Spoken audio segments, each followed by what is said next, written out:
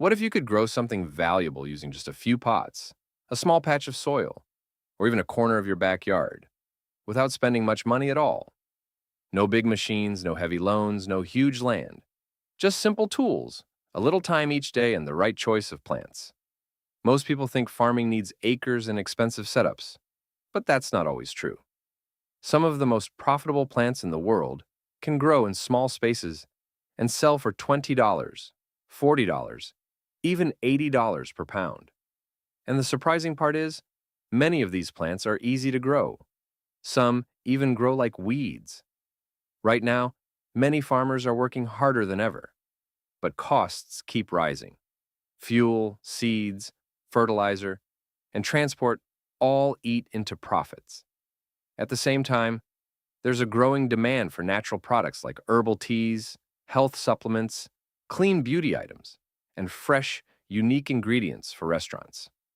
Many of these are still imported from far away, which means local growers have a real chance to step in and supply fresh, high-quality products. That gap is where the opportunity lives. In this video, you're going to discover 14 plants that most people overlook, but smart growers are starting to notice. These plants don't need large land, and many of them grow again and again after planting. If you stay with me until the end, you'll see how simple it can be to start small and build something steady over time. And if this idea opens your eyes even a little, go ahead and like this video and subscribe, because we're just getting started. If you've been farming the same way for years, you've probably felt it getting harder, not easier. The costs keep rising no matter how careful you are. Fuel prices go up, fertilizer costs more every season, and even good seed isn't cheap anymore.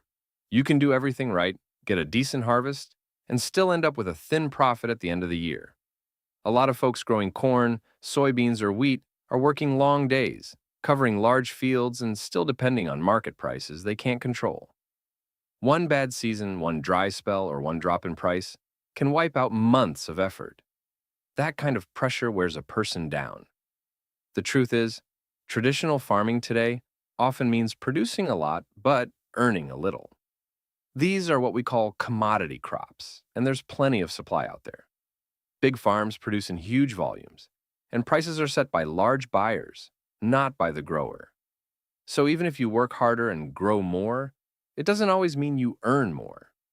That's where many people feel stuck. It's not about effort anymore, it's about the system you're in. But here's something worth thinking about. What if the problem isn't your work, but what you're growing?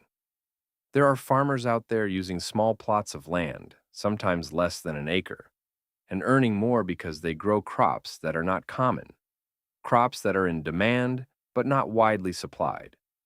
Instead of competing in crowded markets, they choose crops where fewer people are involved and buyers are willing to pay more. This is where knowledge becomes your strongest tool.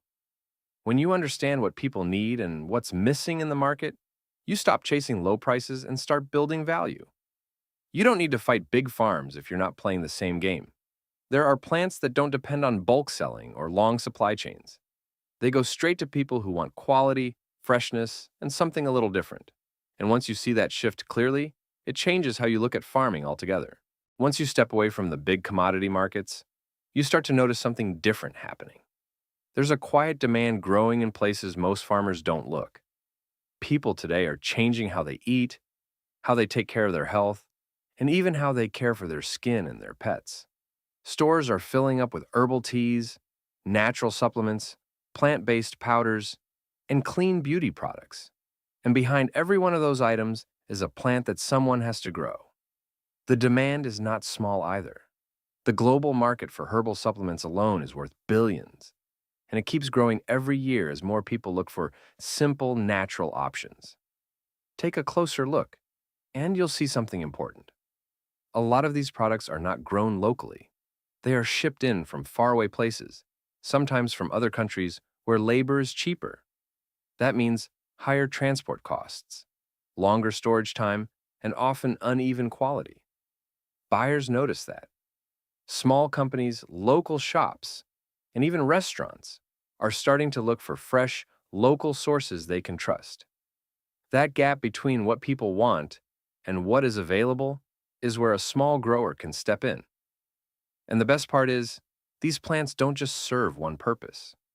A single plant like moringa can be used for tea, powder, and health products. Calendula can go into skin creams, oils, and soaps. That means you're not tied to just one buyer or one market. If one slows down, another can still keep things moving. That kind of flexibility gives you a safety net that traditional crops don't offer. You'll also notice how culture plays a role. Foods and herbs from different parts of the world are becoming popular in everyday kitchens. Dishes that once felt foreign are now common, and they need ingredients that are not always easy to find. Restaurants are willing to pay more for fresh herbs that bring real flavor. Health-conscious buyers are willing to pay more for clean, natural products they trust. These are not buyers looking for the cheapest option. They are looking for the right product, and they are willing to support someone who can provide it. When you see this clearly, it changes the whole picture. You don't need thousands of customers. You need the right ones. And those customers are already out there, searching for what most growers are not offering yet. Now let's talk about the plants themselves, because this is where things really open up. These are not strange or impossible crops. Most of them are simple, hardy, and already used by people every day. You've got plants like ashwagandha and gotu kola, both used for stress and focus, and they're in high demand from the health market. Then there's moringa, often called a superfood, packed with nutrients and sold as powder, tea, or capsules. Stevia is another one, a natural sweet leaf that people use instead of sugar, especially folks watching their health. These alone already show how strong the wellness market is. Then, you've got plants tied to food and flavor. Sichuan pepper brings a unique taste that chefs can't replace, and it can sell at a very high price because it's hard to find fresh. Shiso, used in Japanese cooking, is now showing up in more restaurants across the country. Culantro, stronger than cilantro, is important in many cultural dishes, yet most grocery stores don't carry it fresh. Fenugreek is another example, used both as a spice and for health support, giving you more than one way to sell it. But here's where it gets interesting. Some of the most valuable plants are the ones people ignore. Purslane, for example, grows like a weed in many places, yet it's rich in nutrients, and now wanted by chefs and health buyers. Lemon balm is easy to grow and used for calming teas. Calendula is a bright flower used in natural skincare, and people pay good money for clean, well-dried petals. Even Yaupon holly, a native plant, is being used to make a local tea with natural caffeine. And then there's catnip, not just for pets, but part of a growing pet care market where owners are willing to spend more on quality. When you look at all these together, you start to see a pattern. These plants are tied to real needs: health, food, comfort, and even care for animals. They are not mass-produced like corn or wheat, which means less competition and better prices. Many of them grow fast. Some come back year after year, and a few might already be growing near you without you even noticing. Once you understand their value, it's hard to look at a simple plant the same way again. The good news is you don't need a big setup to start growing these plants. You can begin with what you already have. A small backyard, a few raised beds, or even some containers on a porch can be enough. Many of these plants are not picky. They grow well in simple soil with regular sunlight and steady watering. You don't need heavy machines or expensive tools. A few hand tools, good soil, and clean water can take you a long way. The key is to start small and keep it simple so you can learn as you go without taking big risks. Pick 1 or 2 plants to begin with, not all 14. That makes it easier to focus and understand how they grow. For example, herbs like lemon balm, tulsi, or stevia can do well in pots or small beds. You can plant them in early spring, give them space to spread, and keep the soil slightly moist.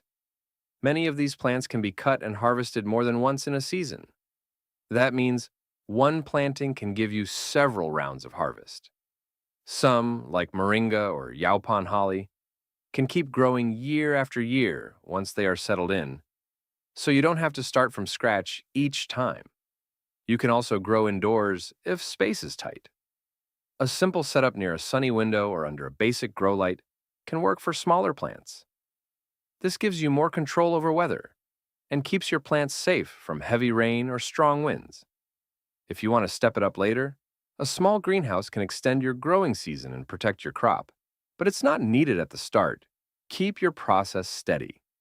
Water on a simple schedule, trim plants to help them grow back fuller, and watch for signs of stress like dry leaves or slow growth. Most problems can be fixed early if you pay attention. You don't need perfect conditions. These plants are known for being hardy and forgiving. What matters most is showing up each day, learning a little more, and improving step by step. When you keep things small and manageable, you build confidence, and that's what turns a simple start into something steady and reliable. Once you have something growing and ready to harvest, the next step is turning that into real income. And this part is often simpler than people think. You don't need a big company or a complex system. You just need to connect your plants to the right buyers. Start close to home. Local farmers markets are a great place to begin. People there are already looking for fresh, clean, and locally grown products. A small bundle of fresh herbs or a bag of dried leaves can sell well if it looks good and is handled with care. Restaurants are another strong option. Many chefs are always looking for fresh ingredients that they can't get from big suppliers. If you grow something like shiso, lemon balm, or cilantro, you can walk into a local kitchen, show what you have, and offer a weekly supply. Small shops and health stores are also looking for steady, local sources. They don't always want large shipments. They want reliable quality. That gives small growers an advantage. You can harvest, dry, and pack your product in small batches and keep it fresh. Online selling is another path. Even a simple page or local group can help you reach buyers who care about natural products. People today are willing to pay more for something they trust, especially when it comes from a real person, not a big factory. Focus on quality over quantity. You don't need to grow a huge amount. Clean leaves, good color, and proper drying can make a big difference in price. This is where small scale works in your favor. You can give more attention to each plant. Start with 1 or 2 crops, test how they sell, and learn what buyers want. Over time, you can grow a little more or add another plant. This keeps your risk low and your learning steady. What matters most is the shift in how you think. You're not just growing plants, you're building a small, steady source of income. You're choosing crops that people need and are willing to pay for.